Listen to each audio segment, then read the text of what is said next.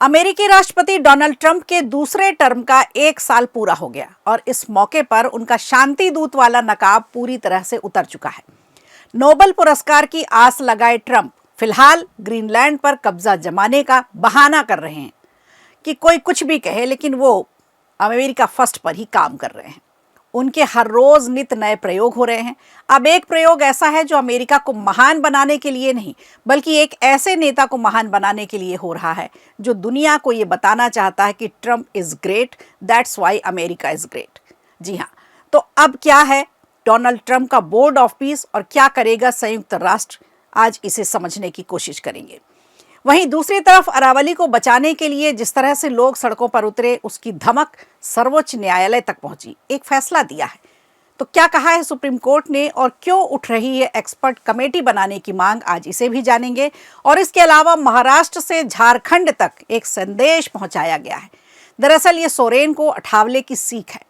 झारखंड का विकास कैसे करना है, क्यों करना है। अब अचानक से अठावले ने सोरेन को ऐसा क्या कहा, हेमंत सोरेन को क्या ऑफर दिया गया है, ये भी बताएंगे आज आपको आज के शो में। नमस्कार, खबर प्रधान शो देख रहे हैं आप और मैं हूं संगीता श्रीवास्तव।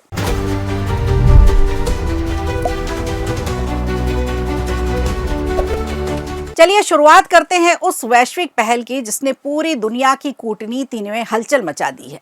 दरअसल अमेरिका के राष्ट्रपति डोनाल्ड ट्रंप ने एक नया कदम उठाया है, बोर्ड ऑफ पीस। जी हाँ, ट्रंप के इस बोर्ड को लेकर चर्चाएं तो तेज हैं और अब इसे संयुक्त राष्ट्र के ऑप्शन के तौर पर देखा जा रहा है, जिसके लिए भारत को भी आमंत्रण भेजा गया। हालांकि खुद ट्रंप ने साफ किया है कि वो संयुक्त राष्ट्र को खत्म नहीं करना चाहते, लेकिन उसकी भूमिका पर सवाल जरूर उठ रहे हैं। ट्रंप का कहना है कि संयुक्त राष्ट्र में क्षमता तो है, लेकिन वो अब कभी अपनी पूरी ताकत से काम नहीं कर पाया। ट्रंप ने एक प्रेस कॉन्फ्रेंस में कहा कि उनके दूसरे कार्यकाल के पहले साल में उन्होंने 8 बड़े युद्धों को सुलझाया है, जबकि इस दौरान संयुक्त राष्ट्र ने उनकी कोई मदद नहीं की। हालांकि ट्रंप ने यह भी माना कि उन्होंने खुद संयुक्त राष्ट्र से मदद मांगी थी। उनका दावा है कि उन्होंने सीधे राष्ट्रपतियों और प्रधानमंत्रियों को एक टेबल पर बिठाया, कड़े फैसले लिए और सहमति भी बनाई। अब सवाल उठता है कि संयुक्त राष्ट्र इस पर क्या कहता है। दरअसल यूएन महासचिव एंटोनियो गुतारेस के उप प्रवक्ता फरहान हक ने कहा है कि संयुक्त राष्ट्र हमेशा से अलग अलग वैश्विक और क्षेत्रीय संगठनों के साथ सह अस्तित्व में रहा है। उन्होंने साफ कहा कि बोर्ड ऑफ पीस किस रूप में सामने आता है, उसकी संरचना क्या होगी, कैसे काम करेगा, ये देखने के बाद ही तय किया जाएगा कि यूएन का उससे क्या रिश्ता होगा। यानी फिलहाल संयुक्त राष्ट्र की नीति है वेट एंड वॉच वाली। अब बात करते हैं उन देशों की जिन्हें ट्रंप ने इस बोर्ड में शामिल करने का न्योता भेजा है। सूची काफी लंबी है और अहम भी है, क्योंकि इस सूची में यह साफ दिखता है कि ट्रंप इन देशों से अपने संबंध बिगाड़ना नहीं चाहते। बताया तो यह जा रहा है कि इस लिस्ट में भारत, पाकिस्तान, रूस, Canada, Germany, France, Italy, Brazil, Argentina, मिस्र, Jordan, Greece, Morocco, Poland, Romania समेत कई ऐसे देश शामिल हैं। खबर यह भी है कि अगर कोई देश स्थायी सदस्य बनना चाहता है तो उसे करीब $1 अरब की फीस देनी होगी। अब सबसे बड़ा सवाल यह है कि क्या बोर्ड ऑफ पीस वाकई संयुक्त राष्ट्र की जगह ले पाएगा, या फिर ट्रंप बोर्ड ऑफ पीस सिर्फ और सिर्फ अपनी ताकत दिखाने के लिए बनाने जा रहे हैं।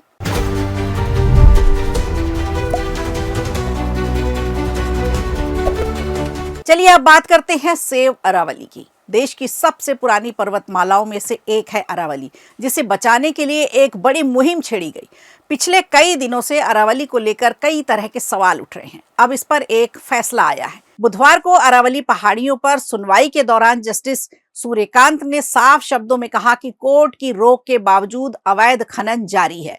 सीजीआई ने चेतावनी दी कि अगर ये नहीं रुका तो ऐसे हालात बनेंगे जिन्हें भविष्य में सुधारा नहीं जा सकेगा। ये सुनवाई सीजीआई सूर्यकांत, जस्टिस जयमौल्या बागची और जस्टिस विपुल एम पंचोली की पीठ के सामने हुई। कोर्ट ने साफ किया कि अवैध खनन रोकने के लिए विशेषज्ञों की एक एक्सपर्ट कमेटी गठित की जाएगी।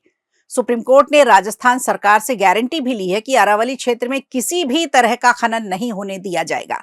राज्य सरकार की ओर से पेश हुए KM नटराजन ने कोर्ट को भरोसा दिलाया कि अवैध खनन पर तुरंत रोक लगेगी।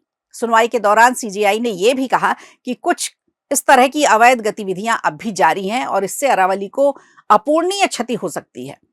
साथ में कोर्ट ने साफ निर्देश दिए कि नई रिट याचिकाएं दाखिल न की जाए, क्योंकि कोर्ट को यह पता है कि ये याचिकाएं क्यों लाई जा रही हैं। इस दौरान वरिष्ठ अधिवक्ता कपिल सिब्बल ने हस्तक्षेप याचिकाकर्ता की ओर से दलील रखी। उन्होंने कहा कि अरावली का इतिहास और उसकी परिभाषा विज्ञान आधारित होनी चाहिए। कपिल सिब्बल ने यह भी कहा कि हिमालय और अरावली जैसी पर्वतमालाओं को सीमित परिभाषाओं में बांधा नहीं जा सकता, क्योंकि इनमें टेक्टोनिक मूवमेंट लगातार होते रहते हैं। सीजीआई ने इस पर सहमति जताते हुए कहा कि हमें अलग अलग क्षेत्रों के विशेषज्ञों की जरूरत है।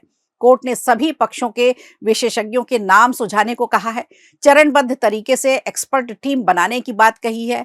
और अब गौर करने वाली बात यह है कि सुप्रीम कोर्ट ने पहले 100 मीटर से छोटी पहाड़ियों पर खनन की अनुमति दी थी, लेकिन इसके बाद देश भर में बड़ा विवाद खड़ा हो गया।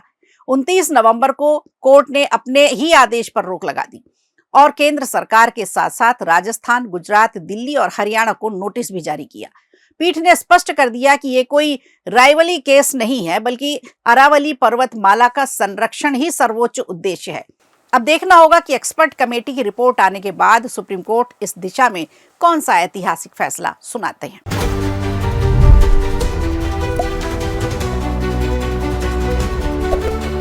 और अब सबसे बड़ी सियासी खबर झारखंड से, जहां केंद्रीय मंत्री और रिपब्लिकन पार्टी ऑफ इंडिया ए के अध्यक्ष रामदास अठावले के बयान ने राजनीतिक तूफान खड़ा कर दिया है।